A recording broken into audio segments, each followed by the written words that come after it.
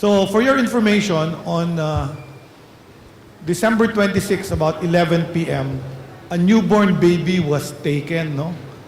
Kinidnap dito by a woman who was wearing scrubs and claimed na kailangan gawan ng newborn testing yung isang batang newborn.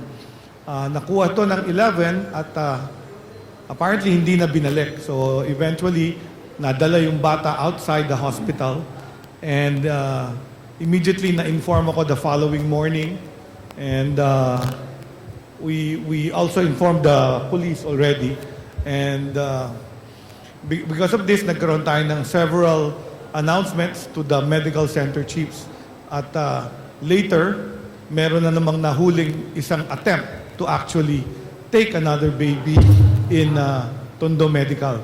So both the suspects are now in the custody of the PNP. Meron ba kayong ipapatupad na security measures para masiguro na hindi na ito mangyayari ulit?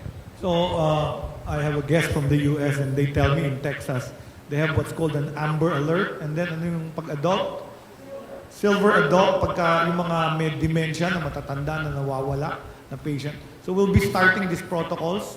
Pagagawin ko yung aking mga medical center chief ng similar protocol pag may batang nawala or pag may elderly na nawala na inpatient doon sa current hospitals.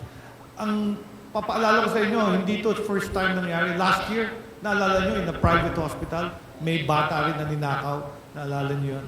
Kaya nga nung nangyari sa amin, sa Amang, kinabahan ako. That's why I made a message to all.